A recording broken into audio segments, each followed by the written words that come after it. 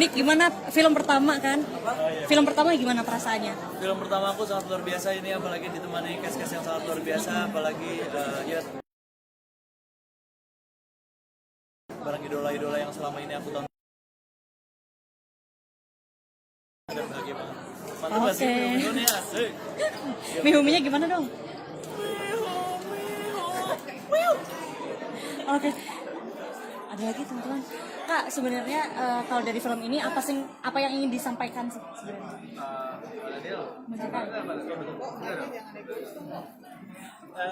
Kali tentang cinta yang lebih dewasa sebenarnya, tentang Ada kencang aja mas.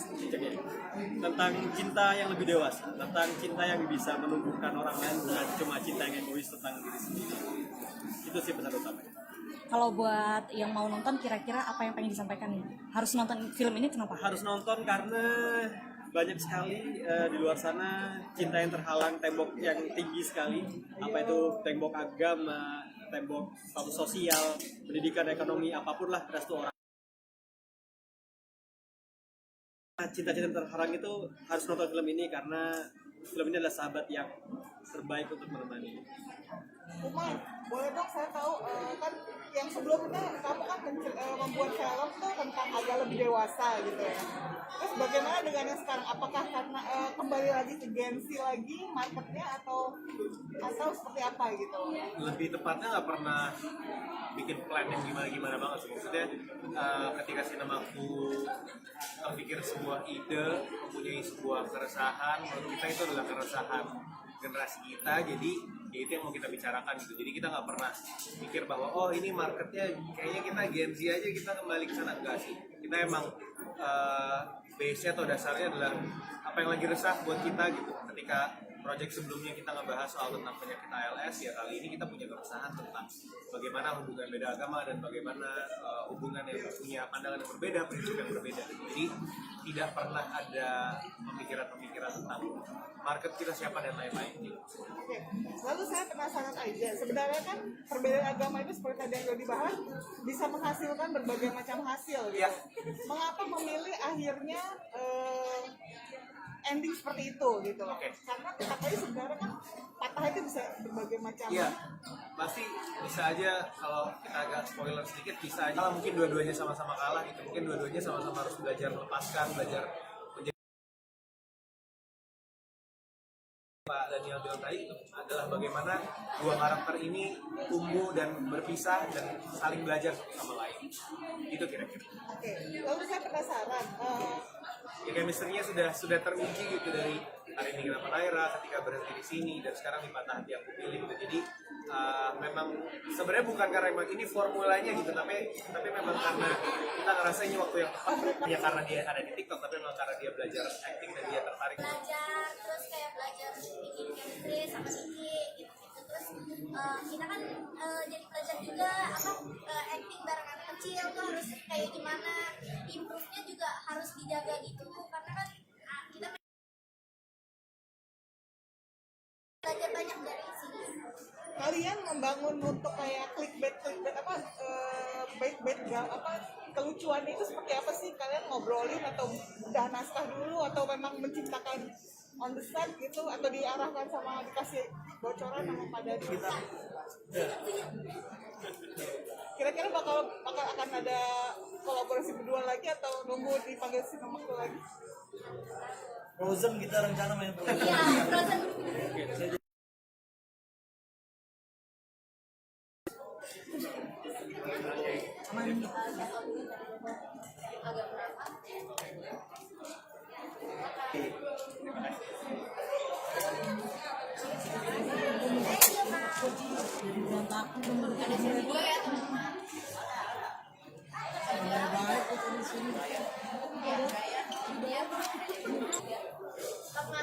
Sini, coba sini. Oke, thank you. Official kayak ya. Sini kalau satu ada tiga. 1, 2. Oke. 1, 2.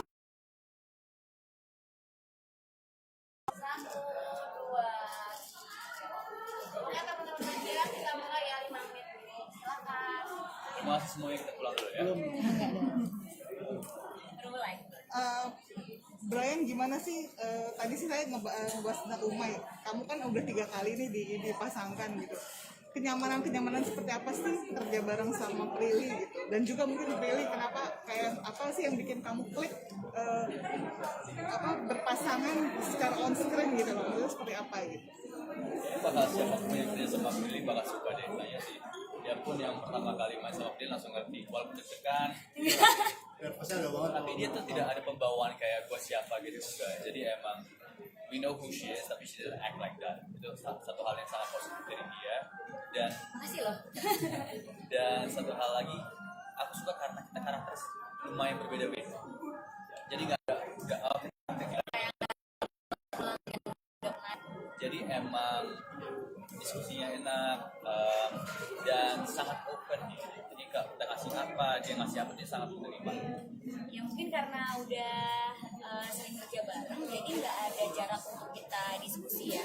Walaupun misalnya diskusinya tuh diskusi yang nggak setuju gitu. Misalnya kita nggak setuju adegan ini giniin, tapi kita bisa nemuin jalannya mau dibawa kemana gitu. Jadi nggak ada rasa segan, atau mungkin bisa improve yang mungkin lebih luas gitu karena udah sering diskusi sebelumnya. Jadi ya pastinya nyaman sih kerja barengnya. Dari semua, maksudnya biasanya nih mungkin Prilly ada trik-trik khusus untuk supaya lawan main tuh nyaman, kayak tadi kayaknya semua Nggak ada menguji. trik sih, aku emang kalau karena aku nggak main terus ya, jadi aku nggak ada pendalaman karakter yang kayak kalau karakternya sedih aku bakalan sedih seharian atau ke bawah gitu, enggak. Jadi aku emang menjadi diriku sendiri aja, bercanda, kita ngomongin hal yang bahkan bukan ngomongin skrip ya. Kalau udah di lokasi itu kita jarang banget ngomongin skrip, ngomonginnya soal hal-hal personal atau bercanda-bercanda. Nanti pas di set baru kita acting gitu, jadinya nggak tegang dan jadinya proses syutingnya juga jadi lebih menyenangkan. Tapi bukan berarti dia kayak aku kadang-kadang butuh waktu sedikit untuk emosi dan untuk bantuin. Atau aku melipir. Bukan kayak tiba-tiba karena dia HI, apalagi coba dalam emosi dia HI, enggak. Dia tahu di mana harus momen bercanda, di momen yang enggak. Kalau bantuan juga di kanan bantu. Gimana kamu pertama kali ya ini sama? Nah ini nih pertama kali orang nervous banget nih. Tapi Prilly tuh mau ngajak ngobrol. Jadi cair dulu, kita berdua nggak nervous, dan aku kan masih pendatang baru ya. Lagi sama Prilly kan ngefans gitu kan. Nah jadi aku butuh waktu, dan Prilly tuh mancingnya gitu banget. Mancing emosi, mancing perasaan, mancing memori. Mancing ikan. Mancing mania gitu. Jadi lebih ngalir gitu kalau sama Prilly. Kita udah pernah soalnya. Kita udah pernah. Ya pokoknya intinya santai aja sih sebenarnya, kayak ya pas di set jangan dibawa stres walaupun adegannya susah gitu. Dan syukurnya juga tim kita enak juga. Jadi vibe emang enak sih. Tim yang kurang enak gitu, biasanya. Oke. Terus mungkin saya pengen tahu aja secara teknis gitu, adegan kalian berdua.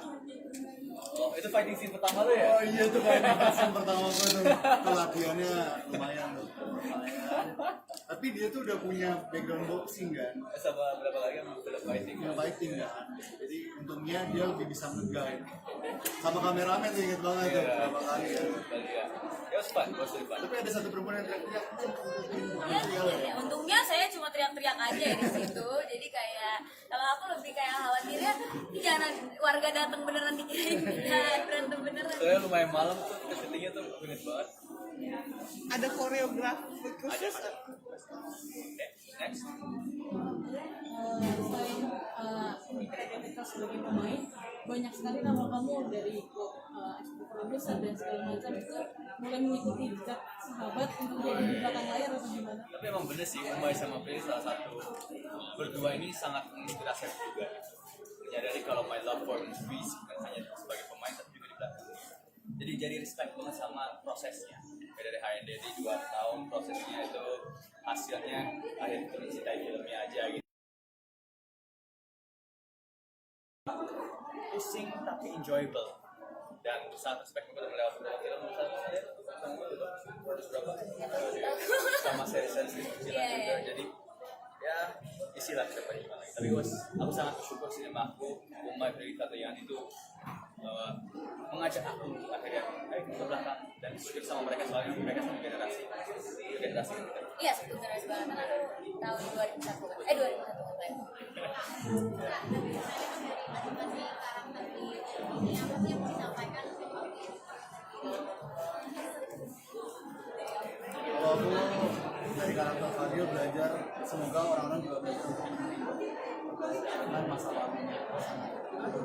Mungkin banyak cerita-cerita yang belum selesai, jangan langsung coba dicari tahu kenapa itu belum selesai, coba cari tahu dulu apakah dia benar-benar bersama kita atau sama-sama. Aku belajar banyak. Kalau dari segi aku sih, kita harus tahu risiko dari tindakan kita ya. Karena karakter Alia salah satu contoh dalam mitigasi risiko, akhirnya jalan hidupnya harus berubah karena peran dari anak. Jadi ya ketika kita belum siap untuk bertanggung jawab atau belum siap menjalani resiko itu, lebih baik jangan dilakukan gitu. Biar nggak merugikan orang banyak juga, dan supaya nggak merugikan diri sendiri atau nggak menjadikan anak itu korban gitu. Apalagi kalau kita belum bisa jadi orang tua. Kalau dari band, aku aja mencintai seseorang bukan hanya orang saja, tapi lebih baiknya kamu mencintai orang sekitarnya juga. Karena pada akhirnya kalau kita pengen yang lebih serius, pasti orang sekitar bakal jadi bagian dari cinta kita. Brian, sorry nih, saya tuh juga produk dari dua keyakinan orang tua yang Produk tapi itu siapa? iya maksudnya anak gitu ya, orang tua saya juga beda dan itu nggak jadi masalah gitu. Terus kamu kan juga mengalami pengalaman yang sama buat dan sekarang kamu bikin film dengan ada konflik-konflik. Menurut kamu gitu, apakah memang berbeda keyakinan itu juga akan sesuatu hal konflik yang berat atau Aku nggak bisa jawab secara personal karena itu untuk semua orang berbeda-beda. Ada yang mikir kayak it's no problem seperti mungkin orang tua kakak, ada yang juga mikir it's a problem. Makanya aku bilang yang benar-benar menentukan apa bisa enggaknya ya keluarga. Apakah mereka sama-sama berjuang pun tahu dan berapa cerita teman juga yang satu agama pun bisa berbeda visi misi juga gitu. Jadi memang pada akhirnya tuh all about yang kalian sama keluarga kalian aja. Dan kalau kakak keluarganya ahnya good for you, tapi ada beberapa yang nggak bisa. Mas gitu. Oke. Oke teman-teman semuanya, terima kasih. Jangan lupa nonton Patah Hati yang Ku Pilih tanggal 24 Desember. di bioskop. Thank you. kasih? Thank you. Thank you teman-teman media. Udah ya.